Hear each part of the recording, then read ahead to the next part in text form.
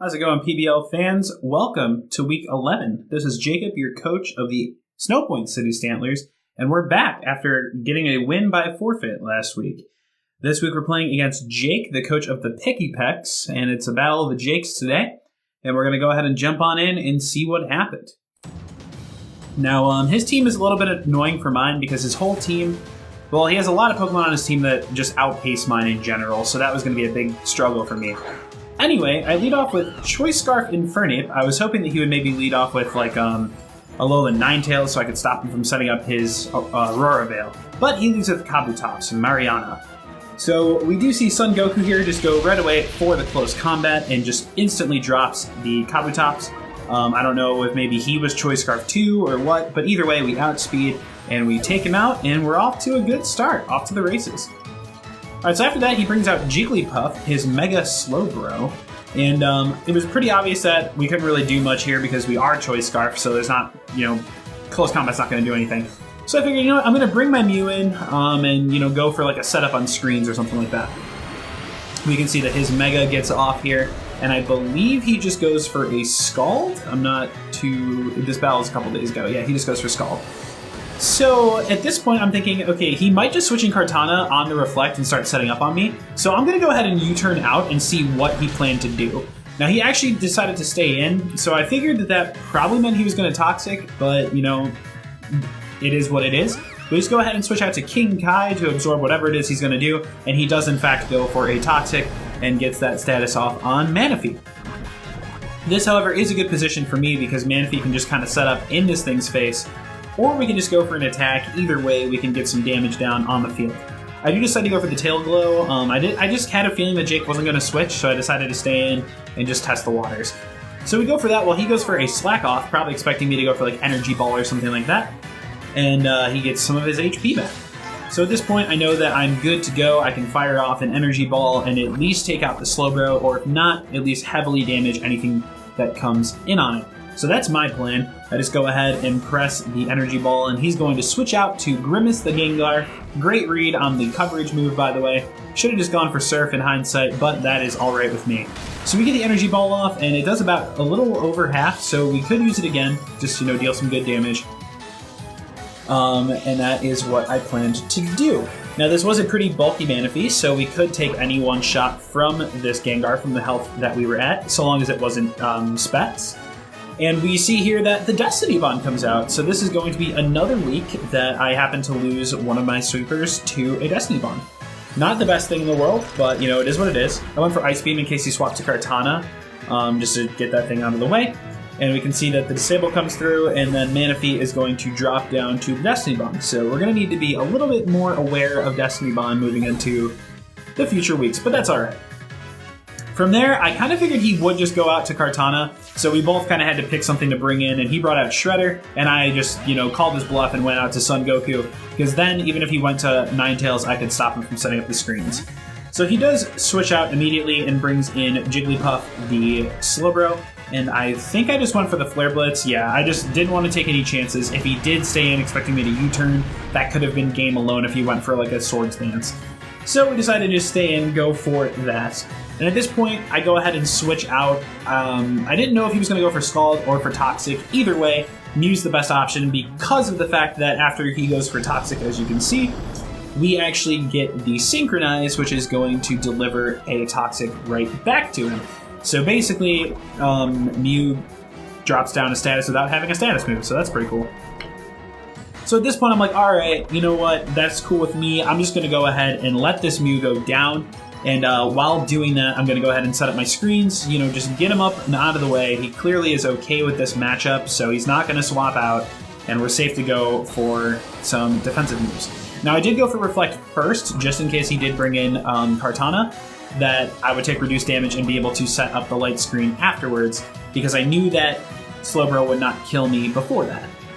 So we do get our light screen up, and I believe we're going to drop this turn to a Scald plus a Toxic. But that's okay because we are whittling down this Slowbro as we go as well. So, no harm, no foul there. And as you can see, like I just said, the Toxic is going to take out Majin Mew. We did a good job getting the screens up this week, as it should always be. Alright, so at this point, Jigglypuff is pretty low, and we're going to bring in Purunga, the man with the plan. And this week we had to go with an agility set because most of his team was faster than me. But, that's just how it is sometimes. It's got to be the way it is. So we get our agility off as he goes for a Toxic, which is really frustrating for me. But it is what it is. You just kind of have to deal with it. Unfortunate, but I was hoping he would just go for like a Scald. Either way, he put a timer on Purunga. So from here, we are good to throw off a Thunderbolt and just take out the Slowbro. So down he goes, and Purunga gets his KO for the week. Down goes Slowbro. And at this point, we reveal our Life Orb, and Toxic racks up a little bit more, so, we're just kind of taking chip after chip here, and it's not going too well. So he brings in Christ the Latios. Now, we are faster than this thing, which is pretty crucial, because it means that we are allowed to get off a Sludge Wave and deal a pretty good chunk of damage, at least over half, which is going to allow us to 2-hit KO coming next turn. He goes for a Draco Meteor here, which behind screens we would definitely survive and just barely live after the Toxic damage, so we could at least take this out.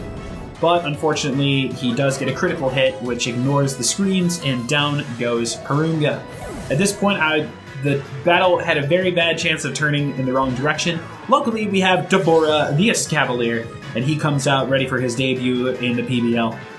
The Draco Meteor comes down, and thanks to the fact that 1, he's behind screens, 2, he's at -2, the Latios, we take all of 16 damage from this, and we are able to take this thing out through the mighty power of Ironhead. We are also Choice Banded this week, so with that, we are going to be able to really threaten out the last 2 of his Pokemon. The first of which is going to be Ninetales, who is going to get the screens up without a doubt. And that was a little bit worrisome for me. It was like, all right, he's got this and Cortana left. I don't know what's going to happen. So he goes for the Aurora Veil and gets that set up. Now, we are also behind screen, so that's good for us.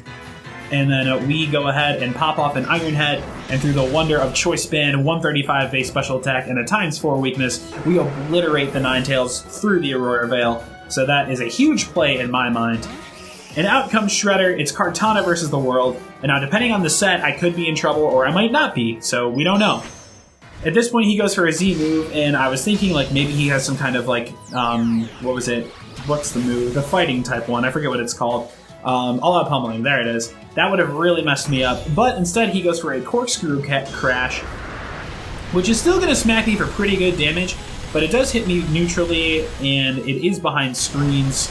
So as you can see here, we take all of like 50 damage from it, not even. And we get a nice Iron Head off because we are Choice Banded. Otherwise, we would have taken it out with a Mega Horn. But, it's got to be the way that it is sometimes. So our Reflect goes away, and our team is a lot more squishy now, and he goes for the knockoff, which will free me up to use another move. However, we take a ton of damage, so it's not really going to matter. We do get an Iron Head off, just chipping it away. And we couldn't really risk a switching out because of the fact that the 2 that we had remaining could not take 2 hits from the Cortana. So we did just have to stay in and go down to this knockoff.